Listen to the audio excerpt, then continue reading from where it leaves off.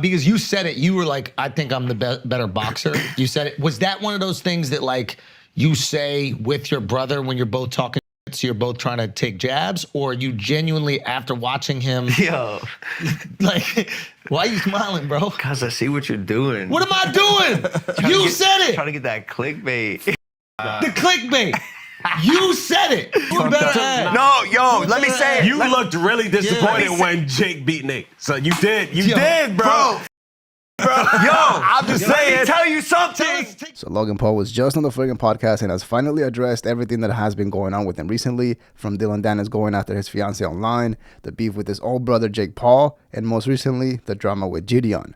Now, the whole episode was pretty entertaining and funny, but it did feel weird that there was something a little bit off and almost felt like a paid advertisement by Logan, where he was going through every single thing that happened recently, and then the whole crew was backing him up the entire time. For example, the fact that there was zero prime in the shot and Logan Paul wasn't holding a prime bottle like he always does made it feel like it was more of a calculated move to make Logan seem as best as possible. So with that being said, let's get started. We have Logan Paul in the building, ladies and gentlemen. Yeah. Logan Paul is in the building. So Logan, how has life been at home the last few weeks? Can you talk to us? What's the home life been? It's great. When you got married, Yeah. I was dogging on you. Why? I was dogging on you. No, to you.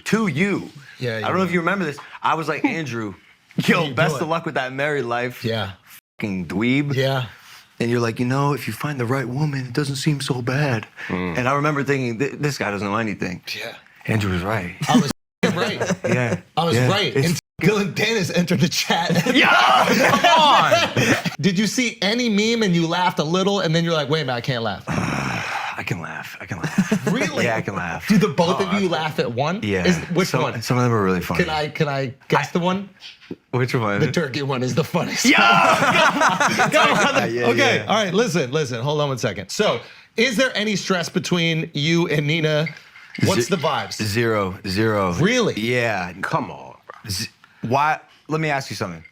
Why would there be stress between us? And it is interesting that Logan Paul decided to address everything on the Flagrant podcast, but it does make sense. It does seem like they genuinely like each other, like Logan and Andrew Schulz might be friends off camera. And the last time that Logan Paul was on the show, the episode completely blew up, and it's now their third most watched episode on the entire channel. So when you combine that with the fact that Andrew Schulz is great at asking the tough questions in a joking way, it becomes the perfect platform to essentially address every single thing while making it seem like Logan Paul took it like a champ because he was laughing at himself the whole time, which I guess technically he did, but once again, it almost felt like if they were going through a checklist of everything that has been happening to Logan recently. And listen, there's nothing wrong with Andrew Schulz going easy on Logan Paul. At the end of the day, it is a comedy podcast, and it's not like he's testifying in front of Congress, but I just had to point that out. So you knew everybody she dated, right? Dude, Now- there's like 5 of them. Well, that's the thing. The pictures, if you look, they're just like repeat pictures, or half of them are. Also, some bangers on there. What are you talking about? Like some good names on there. Leo's impressive. Come on, bro. No, but bro, these dudes, what he's done is, because she's been paparazzi'd for so long with like the same 3 to 5 long-term boyfriends, he's been able to then post pictures of her with everyone else. And it makes it look as if Yeah. Because, bro, in all the pictures, he's posted 170 of her, by the way. Whoa. 90% of them are either her gay friends, fans, or some like modeling shoot. Now, the whole thing about Dillon Danis going after his fiance was a huge thing online, and the internet was loving it, and I get it, but I never thought it was that crazy. At the end of the day, the joke relied on Logan Paul not knowing that she had all those relationships, and then that being the way that he found out. And also, there are never different levels of fame and dating, and it's Logan Paul at the end of the day. So I never thought that whole thing was that crazy, but I do think Logan Paul is lying about it not bothering him at all, especially coming from Dillon Danis, because I don't think he would have felt the need to explain that her past doesn't bother him because his is worse. Because then it starts sounding like something his friend Mike would say back when people would take shots at him for dating Lana Rhodes. No, but it had to bother her a little bit because I know you're built for it, but she's not. And the double standard, with men and women, like, come on. That's the issue, my man. That's what I'm saying. Poor, innocent, bystander, third party, female, who has nothing to do with this fight other than being my fiance. Yeah. Never met She promoting the hell out of it, bro. You can't do prenup after this. She's making so much money, bro. You It's wanna know worth something? it. You wanna Yeah. know something? No prenup? No nuppy? Come on, dog. No nuppy? Come on, dog. No nuppy. That's all. Well, you know, I got Prime because you got me that Prime. It's got. I mean, you know, maybe it's something. See?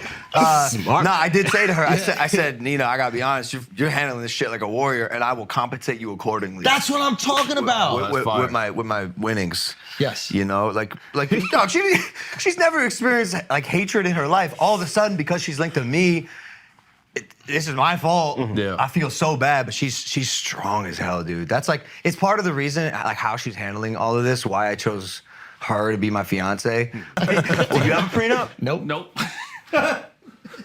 Whoa, you really did that shit, Schulz. Love, bro. Don't love, bro. Me. Stupidity, buddy. Whatever. Whoa. We can call it whatever Yeah, we want to you call guys it. got to roast her. No, this is it. Now, Alex brought up a good point because it is kind of messed up, but funny that as soon as she came into the picture, she started getting destroyed online. She took so much punishment just from being Logan Paul's fiance that she's actually going to get a check cut out. And I think that's fair, honestly. It's only fair. And by the way, who would have thought that out of the two, Logan Paul is the one with the prenup and not Andrew Schulz? I mean, even Logan was shocked when he heard that. Now, I don't think it's that big of a deal. If anything, Logan is the one that actually needs it and not Andrew. But it is something that Andrew Schulz can be made fun of, and that's exactly what Whitney Cummings did back on that legendary episode. By the way, if you like what you're seeing so far, do me a huge favor and hit the like button and subscribe to the channel. We are so close to hitting 100,000 subscribers, and I really, really appreciate that. Thank you. I was watching the first of all, I do not like this brother bickering shit between you and Jake. Me either. We got to put a stop to that. I know. I tried. I said to him, I said, we got to keep this shit offline, bro. Like, I saw his last thing, and we don't have beef. I just think, like, I don't know what I think. Are you guys very competitive? I guess that's probably what it is. I'm trying to say I did say it, but you know what? That's not where I fucked up. Because I can say to Jake and to the internet, I can say I do believe I'm the better boxer. That's Yo, come on, Al. Al, you're doing that thing. You Come get on. nothing. You got Prime. You got wrestling. You got everything. You got Can the he podcast. get one thing? Like, give him the boxing. he's Who got great. one? He's No, but great. he's way better. Whoa. Whoa, Milton. Like- Milton, hold your breath. That's Another the- Puerto that's Rican the is only fucking- thing. Let's put a pin in this. I love Jake. I love him. We decided after we both went public with our little disagreements. No more public shit. Nah, it's so stupid. Good. So it sounds like Logan Paul actually saw Jake's episode where he was going off on him, and they have decided to fix it in private. I guess that squashes any possibility that they were hyping up or working a super fight between them, and it's most likely all real. Now, whether that happens or if Logan Paul is being real, who knows, because he essentially blamed it on it being an oversight because he runs like 7 or 8 other businesses, and he thought it wasn't going to be that big of a deal. I would have respected it more if he just came out and said that he likes to entertain and that he thought that was entertaining. For example, they keep joking about it, but it does sound like Logan Paul only wants to come back to boxing so that he can prove that he's somehow better than Jake Paul, because before Jake became the face of internet boxing, Logan Paul wasn't that passionate about becoming the best fighter. You get the validation, you get the fame, you get everything. Why come back to boxing? Because he doesn't want Jake to have anything. God damn, bro. Come on. God damn, I'm just saying. Come Let him on, have bro. something, bro. Milton. I'll bet you $1 million. I bet you $1 million that I beat your fighter. Radio silence. So no response whatsoever for the $1 million bet. Nothing, bro. And I even asked Dillon about it. In the face-to-face, I was like, where's your boy? Where's Daddy Connor with the $1 million bet? He's so confident in you. Yeah.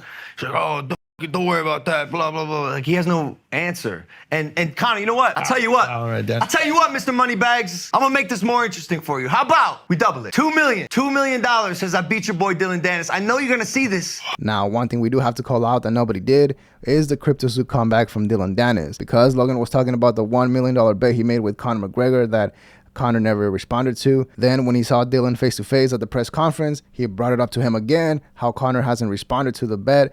And then Dillon didn't say anything back, which is not true. What actually happened was that when Logan Paul was talking about Conor not taking his bet or not responding, Dillon Danis had the greatest comeback and essentially asked him why hasn't he paid back the people from CryptoZoo, to which Logan Paul didn't have an actual response and just said something like, I'm working on it. Now, once again, I don't expect Andrew Schulz or anybody there to call him out for the CryptoZoo scam, because I don't think it would be productive and Logan Paul would just have the exact same answer as always. But I do think it's worth pointing out that everyone just kind of ignored that and let it go. Because I thought that you had investors, and I thought the whole plan was we are going to oil money sports drinks in the same way that they've oil moneyed soccer players. But the fact that it's coming just from you guys is very interesting. If I tell you how much we've made internally this year, yes, year to date, yes, will you bleep it? Yes. Bleep it? Yeah. That is gross profit. Yeah. So you have to pay your expenses. Sorry. You have to pay your. Sorry, no. It's not profit, no. gross sales. That's right. No, gross sales is double that. Bro. So that's your profit? Yes. Wait a minute. Okay. Wait. So.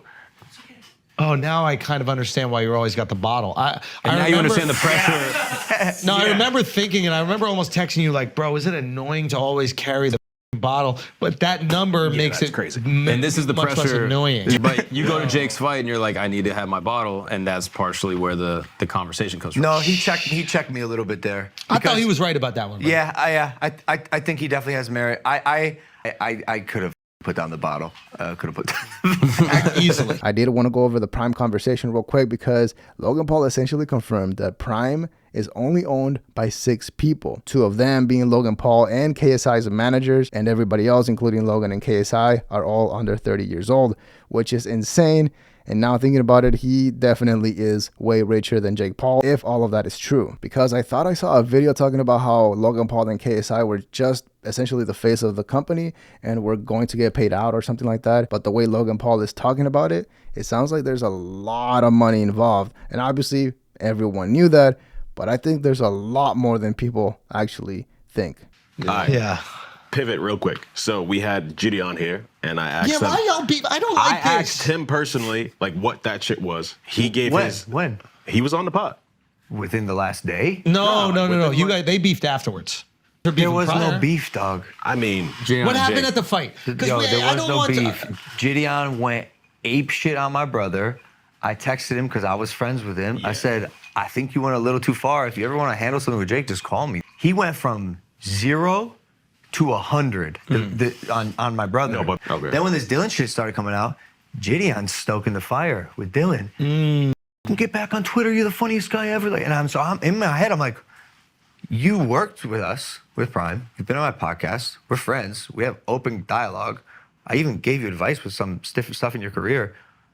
Because of these 2 things that I think were very reasonable, why are you completely flipping to someone who is an evil human? Now, the Jidion beef is very interesting because on our last video, we just covered how people were turning on Logan Paul, and now another massive YouTuber that used to work with him and be friends with him has been added to the list. I don't think they explained it very well, so essentially what happened was that about 4 months ago, YouTuber Jidion was doing his first stream, I think his first live stream, I believe, on Rumble at a UFC event. Logan Paul came and sat right next to him, and after chatting for a while, Logan asked him if they could switch seats because he didn't want to be on the live stream the whole night. Jidion was cool about it and moved a few seats down, and he got a lot of backlash for essentially being punked by Logan Paul. Nothing really came out of it. Jidion didn't say anything until after Jake uploaded a video where he was sitting next to Logan Paul and basically going off on Jidion and making some negative comments, saying some weird stuff. And even when that happened, Jidion only got mad at Jake Paul and not really at Logan. But then Jidion started looking back at those things and started to realize that Logan Paul was actually kind of fake. After that, Jidion started to side with Dillon Danis and was at the press conference and tried to get an interview with Logan Paul, was ignored, and made the comment to Logan asking him if he wanted to switch seats, and made Logan Paul snap. Logan Paul started calling Jidion two-face, fake, all that stuff, and then they went at each other. You can comment on who you think is right or wrong, but I think I would have to side with Jidion on this one. Not wanting to be on a live stream at a UFC event when you're Logan Paul is pretty wild. And then also being next to Jake Paul while he trashes Jidion, knowing that that video is going to get uploaded and seen by him, is a bit fake. I don't think Joe Rogan with me. That's not true. I don't think he does. That's not true. Why do you say that? Have you guys connected yet? No. But you really want to do Rogan, huh? What do you mean? I would love to do Rogan. Why don't you ask him? How have you guys not connected? I have. That's what I'm saying. And what He happened? left me unseen twice. Wait, you guys messaged each other? You texted? I messaged him. I'm in the dark depths of his DMs. Now, it's not that crazy that Joe Rogan hasn't had Logan Paul on the podcast, but it is worth pointing out that Coffeezilla, who can be considered Logan Paul's biggest rival or enemy, was on Joe Rogan not too long ago. And obviously when Coffeezilla was on, he explained the whole situation with Logan Paul to Joe Rogan. So because of that, I don't think Rogan would have Logan on unless they could bring up the whole CryptoSue scandal. So because of that, I don't think it happens anytime soon. It does sound like he is taking some accountability for the beef with his brother Jake Paul, for the things that he did, like wanting to take the Prime bottle into the ring. Again, I think addressing everything on the Flagrant podcast was a smart move, and it was pretty believable. I think it went pretty well, but let me know what you think in the comments below. Leave a like and subscribe to support the channel. Follow me on Instagram if you would like to connect. Dislike if you didn't like the video, but that is all we have for today. See ya.